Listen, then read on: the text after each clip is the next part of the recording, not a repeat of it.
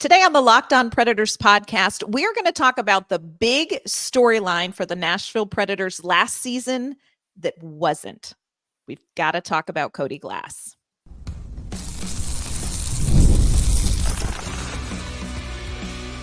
You're Locked On Predators, your daily podcast on the Nashville Predators, part of the Locked On Podcast Network, your team every day. Welcome to the Locked On Predators podcast, and thank you for making us your first listen of the day. We are your free daily Nashville Predators podcast. We're a part of the Locked On Podcast Network, your team every day. Want to kick off this episode with a shout out to our Locked On Pred heads. Those are our everyday listeners who tune in each and every day to talk Nashville Predators hockey with us. We appreciate your support, and we love that we get to spend just a little bit of your day with you. I'm Ann Kimmel. I am a writer at Penalty Box Radio, and my friends, I have a partner in crime. You do. I'm Emma Lingen, and I'm the Preds site editor and reporter for the Hockey News. On today's show, Emma and I are going to continue working through season superlatives for the middle six. And this is the episode, Emma, that I have least wanted to do. We're going to take a closer look at a rough, rocky season for Cody Glass. You know, it was kind of the coming out party that wasn't. We're also going to award some quick superlatives to trade deadline additions Anthony Beauvillier and Jason Zucker. But before we dive into all of that, want to let you know today's episode is brought to you by FanDuel. Make every moment more. Right now, new customers get $150 in bonus bets with any winning $5 bet. That's $150 with any winning $5 bet. Visit FanDuel.com/locked-on to get started. So, like I said, Emma, this for me is one of the toughest season superlatives to award. It's one of the toughest seasons to break down and to kind of put into some sort of context looking ahead. And that is the season of Cody Glass. And I think this is one of those players when you look at expectations in training camp and you look at where the season went, one of these things was not at all like the other for Cody Glass. Yeah, it's very unfortunate. The poor kid's been through so much, and Gosh, yes. it was supposed to be kind of a prove it year for him, and he was supposed to build on the success from last season, and then he ends up having injuries and other setbacks, and it was not his year, unfortunately. It was a tough one. So let's just kick off our conversation about Cody Glass with our season superlatives. So Emma, what are you awarding Cody Glass for his season? Cody Glass, I feel like there's so many to choose from. He's such a gem, but for the reasons I just mentioned, I am going to have to go with most likely to listen to Lose Yourself by Eminem on repeat. Just because, I mean, the whole song is about, minus the vomit on the sweater and the mom's spaghetti, but maybe not that, but like the rest of it is like, he's out, this is his moment and he's got to capture it, but he chokes and his back is against the ropes, but he's not giving up that easy. And the whole chorus is, like, this is the moment, you own it. This is your one shot. Don't miss your chance. This opportunity comes once in a lifetime. So I think that it is kind of the arc for him, because we've seen, like, every time, this is not the first setback that he's seen in his career. I mean, Very God true. knows he's I almost, when looking at different songs that I wanted to assign to him, I almost picked 0 to 100 by Drake, but that's only because of one line in the song where he says, "I'm a rookie and a vet." And that sounds like Cody Glass. Is like, he's young, but he's seen some things. He's been through some things. Yes. And like early in his career, when he was in the system with Vegas after he got drafted, he had the ACL injury. He had to have surgery. Never fully came back. Vegas was in win now mode, and he wasn't going to help them get there. So they kind of they gave up on him early. He ends up in Nashville, but then, goes straight back to the AHL again, comes up in the playoffs, doesn't really do much. And then finally, we all remember last year when he made the team, out of Oh. training camp, and he had his emotional moment. And that was a career year for him because honestly, it was the first year that he was healthy for Couldn't an have entire one. season. Yeah. Right. And so I think we saw like, oh my gosh, this is the Cody Glass that we've been waiting for. Like, if this was this year, like imagine how much better he's going to be next year. He signed that 2-year, bridge deal contract extension.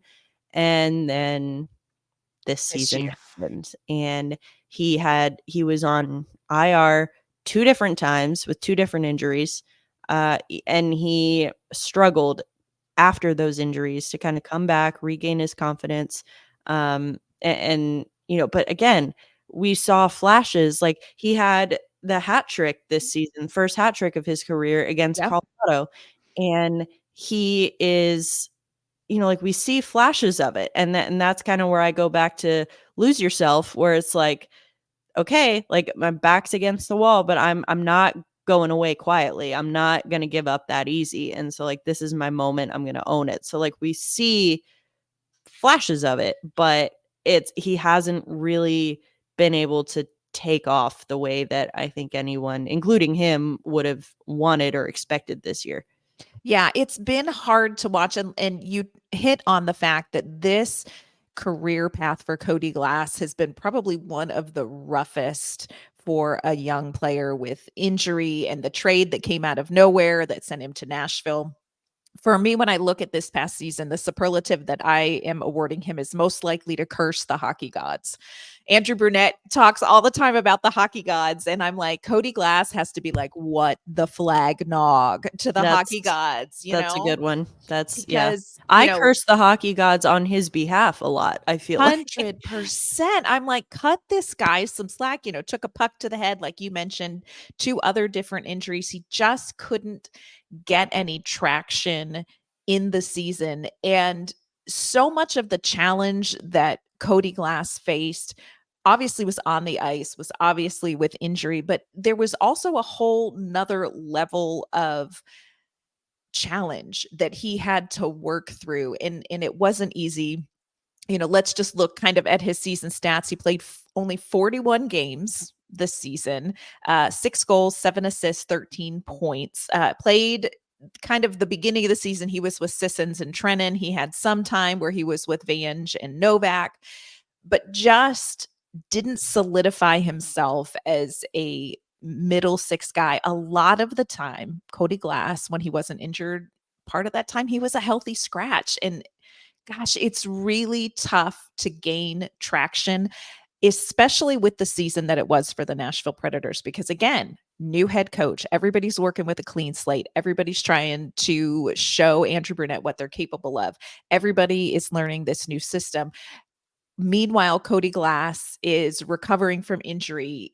He just couldn't get traction. He couldn't maybe catch up. It was like he was like a month behind everybody else in developing and in learning the system and becoming comfortable with it.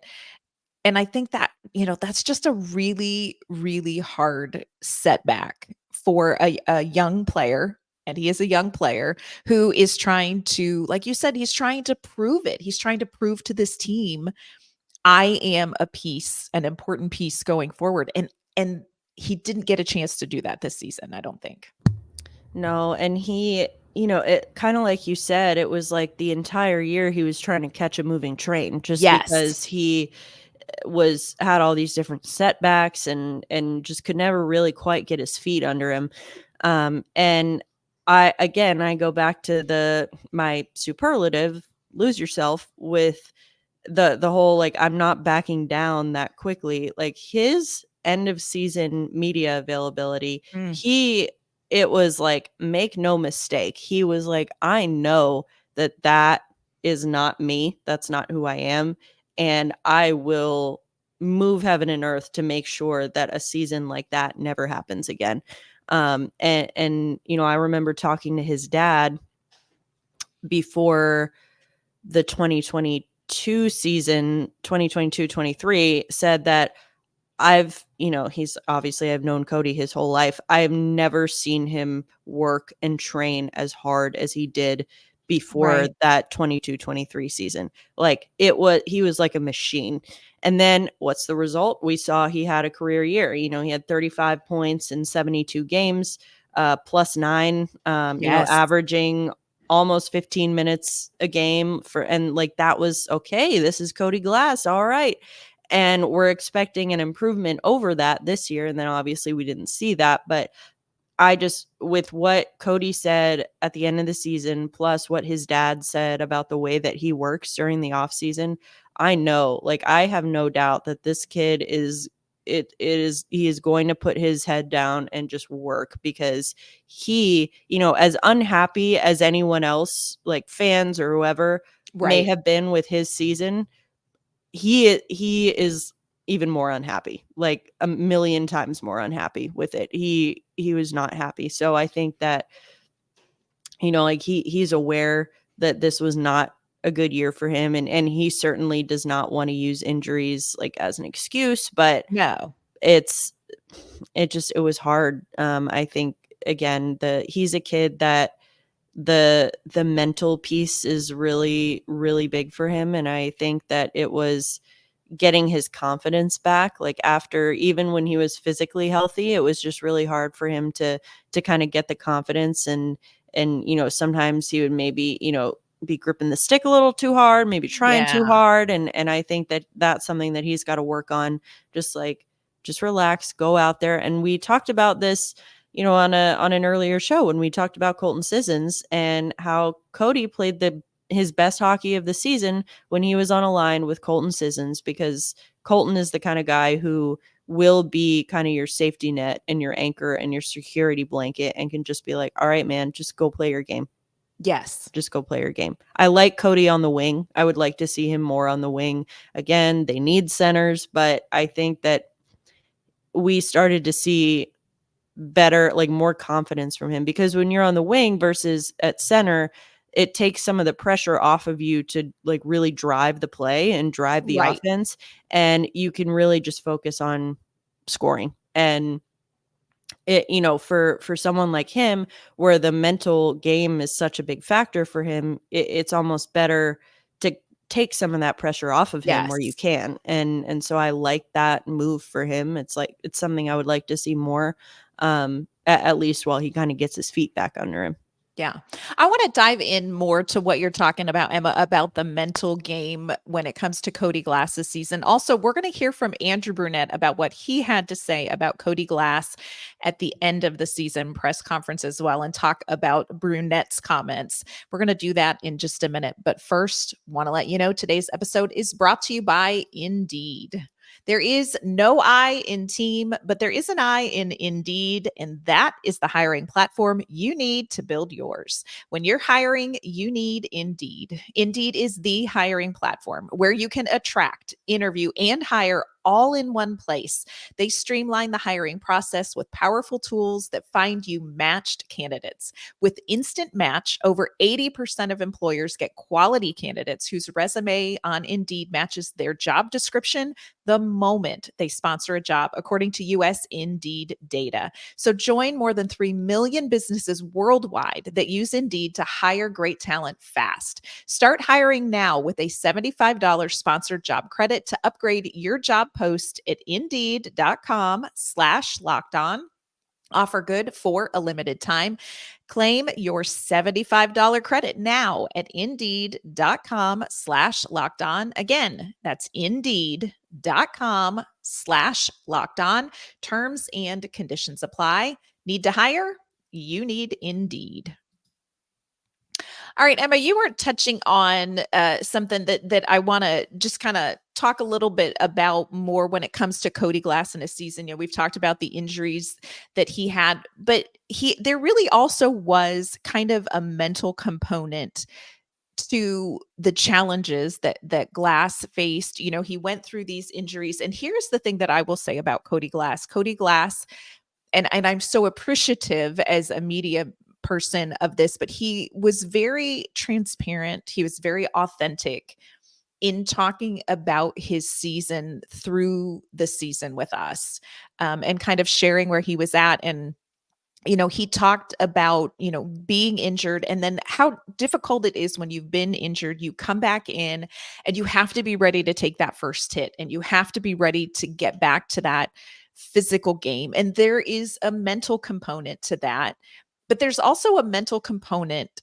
for not meeting expectations and how losing confidence and working through the struggle. And one of the moments that I will remember forever, as far as just somebody who gets to do this job, is talking to Cody during kind of this time where he struggled. And he was very honest and he said, just it's a really hard time. These are the things that I'm doing to get through it. It's not fun. Like, this is really hard. He said I'm playing like poop because they don't swear. They don't swear in front of me. We're working on it. No, they don't. They don't swear in front of me.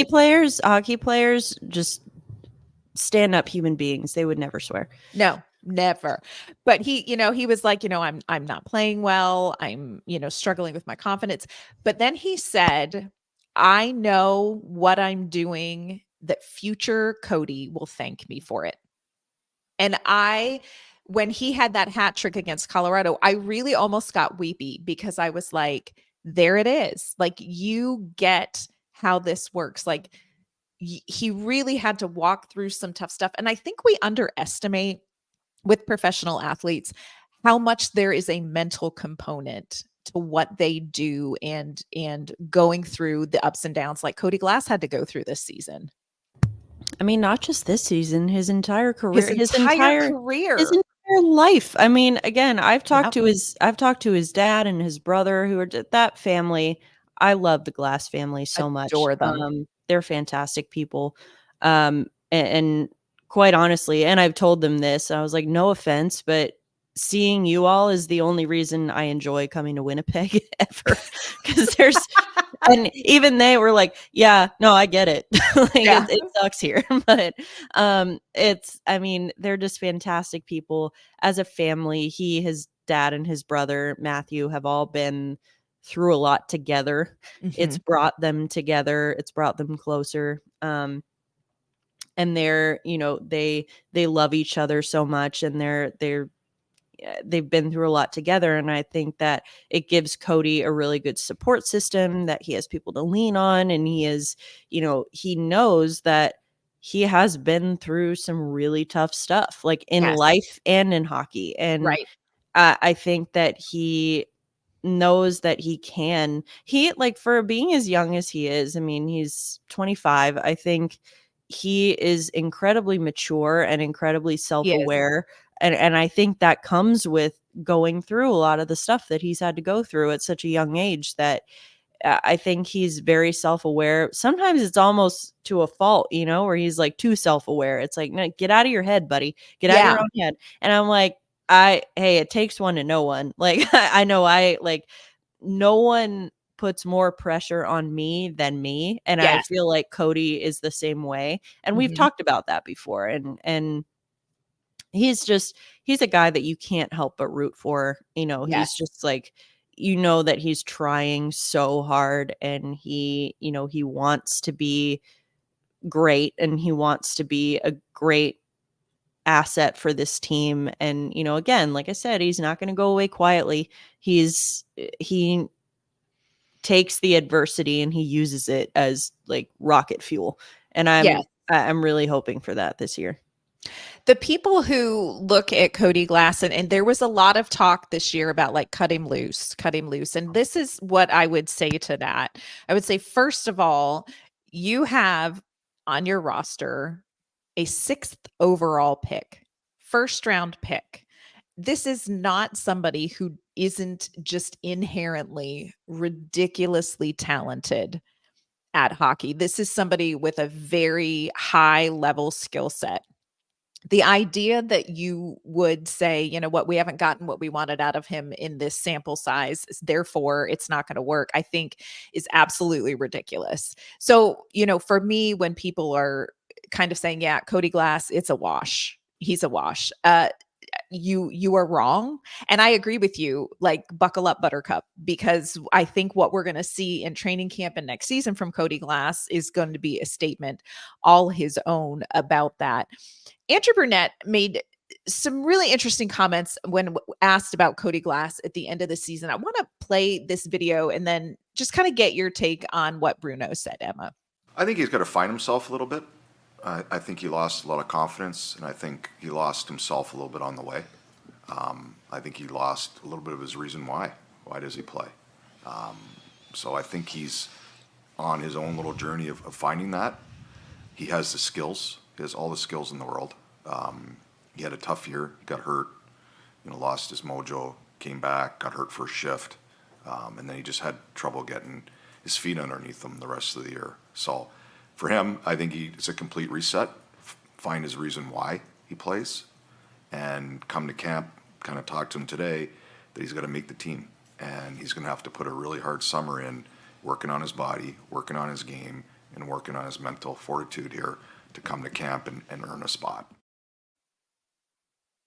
When you listen to Bruno talk about working on your physical game, working on your mental fortitude, and then he ends up by saying, you've got to earn a spot. What do you take away from that? And does it concern you at all looking ahead for Cody Glass? No, because I think Cody's one of those guys that will take that and use that as motivation. Like, he's not taking it as like a threat or anything like, Right. oh, you may not make the team. He's like, yeah, no, I am. And we heard that in the way that Cody spoke at the end of the season. Like, I am going to buckle down, and I am going to, like, I know I can do this. I know I'm better than this. And I think that he wants to prove that so much. And I think it is good. I think Brunette is correct. I think he needs a reset, mentally. And I think this summer will be good for him. He's going to be working his butt off. He is getting married. It's a big summer for Cody Glass. I think it'll be good for him to just kind of get a little bit of a break from the everyday grind a little bit, and just kind of focus on training, focus on working on himself, mentally, physically, play with his puppy. He and Bailey got a puppy a few months ago. Their dogs are named Teddy and Bear, which I can't stand it. I love so much. But yeah, I think, I'm happy for him. I really hope that he can, have this summer that he wants to have with like really working and getting his confidence back. But I hope he's able to take a little bit of the pressure off of himself for part of that, enjoy his wedding, enjoy the time with his family. And, I think it'll be really good for him to kind of have that later in the summer in August. Yeah.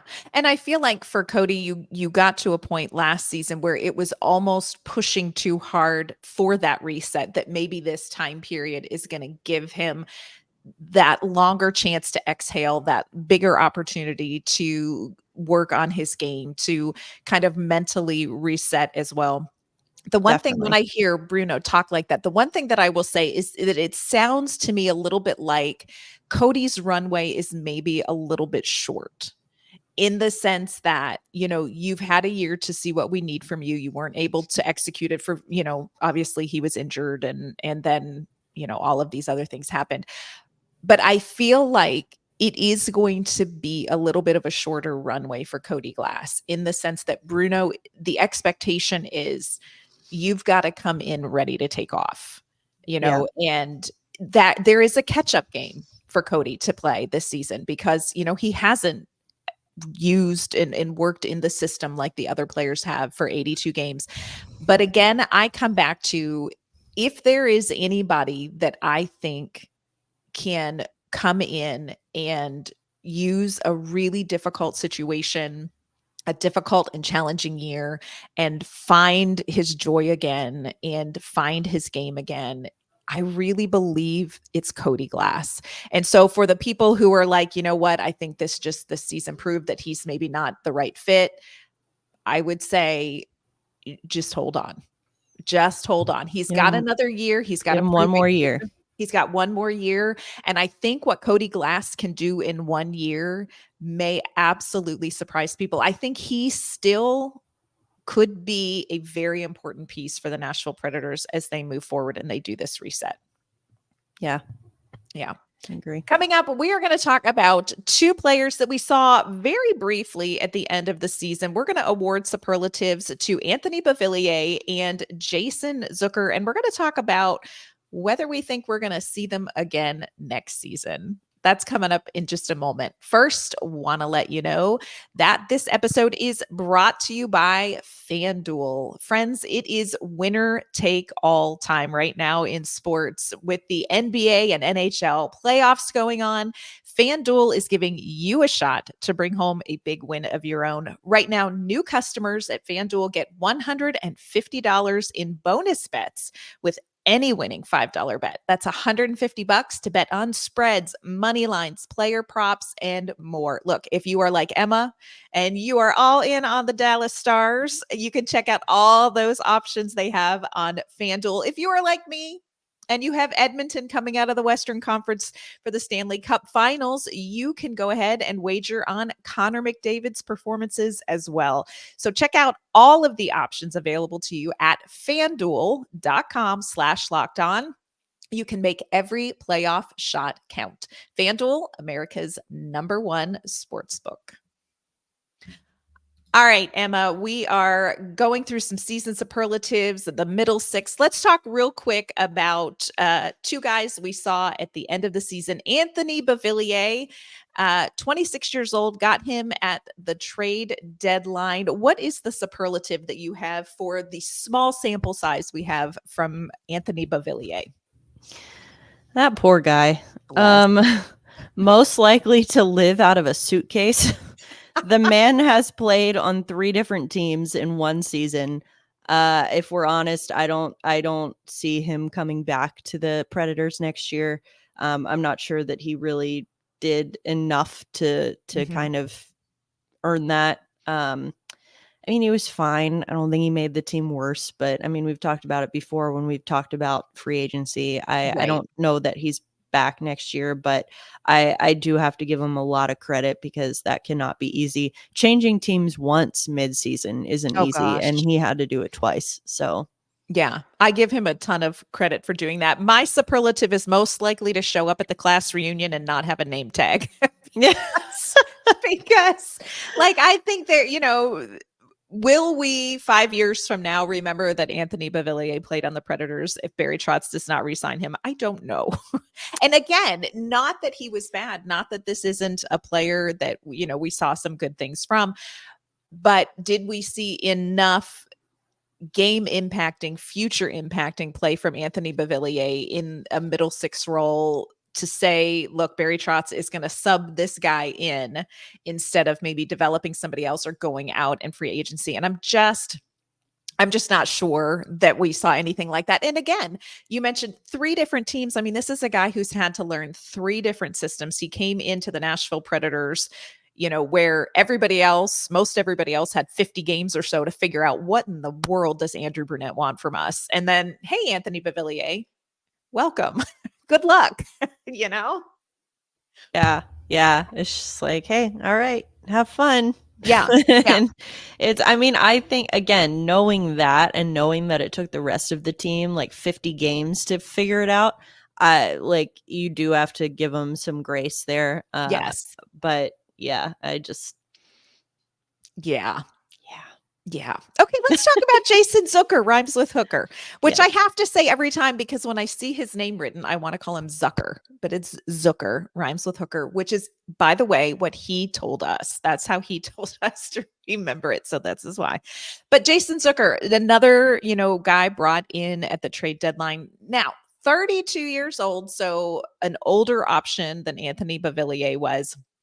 If you are awarding him a superlative for, again, a smaller sample size, what are you going to give Jason Zucker, rhymes with hooker? Jason Zucker, I feel like would be like best ride or die or best, like, Come on. he comes in, to a brand new team, and he shows absolutely zero hesitation in standing up for his teammates, in stirring the pot, in, just playing his heart out for this team that he has just joined. And like, Yes. I feel like loyalty and just like being a team player, he's the kind of guy you can put him anywhere in the lineup and you are going to get the same game out of him.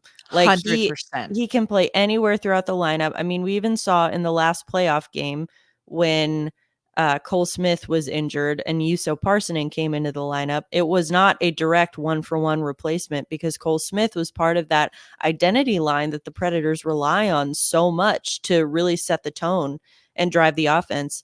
That would be a lot to throw Yuso Parsonen into, Right. considering it was his first game, his first playoff game.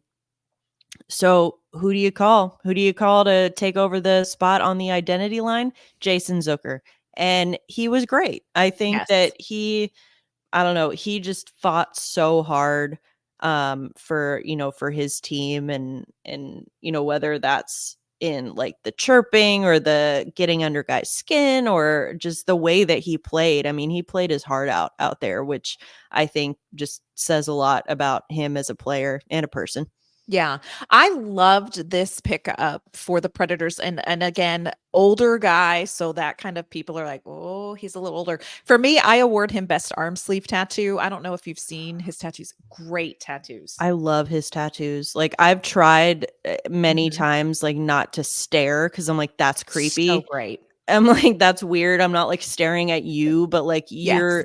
you have a work of art like on your body. Like, not just his arms, he's got one behind his ear, I he's saw that. got some on his back and on his chest. Like, he is a work of art. So Yes. I well would done. love to have a conversation with him and say, "Okay, talk me through all of your tattoos," I feel because like it would be yeah, a very long it conversation would be because a he's very got a long lot. But conversation. I feel Yeah. like it would be really interesting. Like, I really loved him for the reason that you're talking about, Emma, like ride or die. Like this was somebody where the moment he hit the ice, he was all in. He was yes. all in for the Nashville Predators. And I feel like he is somebody who also sort of has that clutch gene where it doesn't matter that you've just thrown him in with a new team, with a new system, Mhm. making a playoff push. He is not the situation is not too big for him. He has seen a lot. He has played in a lot of places. He knows how to make that transition and immediately get up to speed. So for me, this is one I would be interested to see what Barry Trotz does with him because we've talked about with some of our other middle six guys, you think, man, if we could get them with somebody with a little more experience, somebody with a little more physicality, somebody who maybe can provide a little bit of security and experience in a specific area, it would maybe unlock some things for younger guys. And I look at Jason Zucker and I think you may be the guy. Like you could be that guy for the Predators. So I'm interested to see if he ends up re-signing and if he maybe ends up being like an under the radar little bit of a weapon for the Nashville Predators, not just as an individual, but as a line mate for somebody.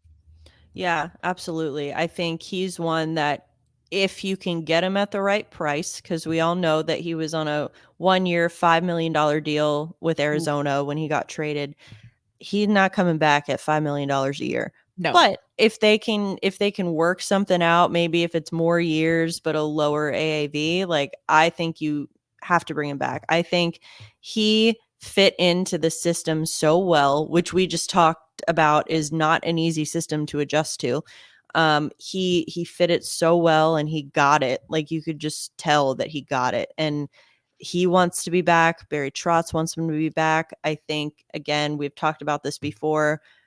I don't know that he's a guy, again, going back to our conversation earlier in the week about the youth movement, and it's like, well, if you sign this 32-year-old, it's blocking a roster spot. No, it's actually providing like an anchor of Please. stability for Yes. those younger guys. And he's a guy that I think really, again, we saw him mostly playing on a line with Colton Sissons and Anthony Beauvillier, uh, just because they were the new guys. And we've talked about this, that like Sissons is the ultimate like nucleus, Mr. Right. Potato Head. He's the powerhouse of the cell. He's a potato head. Yes. And I think that, of course, when you bring new guys into a system, you want to have them paired with someone like Colton Sissons. But I'd be interested to see, I think next year, if Zucker is back, I would like to see them split up. I would like to, Yes. because both of those guys, I think what they have in common is that they are a great, veteran, like a stable veteran presence that younger guys can not only learn from, but like I think that they can elevate their own games because they're kind of anchored by these more experienced guys. Yes, absolutely can see that role for him. So we're going to wait and see what Barry Trotz does. We waiting, Barry. We're just sitting here waiting, friend. We'll see what he does with Zucker. We'll see what happens with Beauvillier.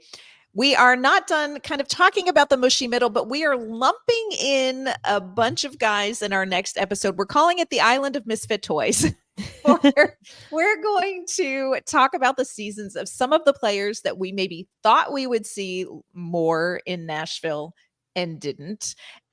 So we're going to tackle that in an upcoming episode. We also, of course, have to do the blue liners too. So we are going to continue working through our season superlatives. Until our next episode, Emma, tell everybody where they can find you and where they can find your work. You can find me on Twitter and Instagram at Emma_Lingen, and you can find my work at the Hockey News. And you can find me on social media at AnnK_Mama on Ice. You can find my work at penaltyboxradio.com. That's going to do it for today's episode of the Locked On Predators podcast. Thank you for making us your first listen of the day. We will be back with an all-new episode. We'll see you then.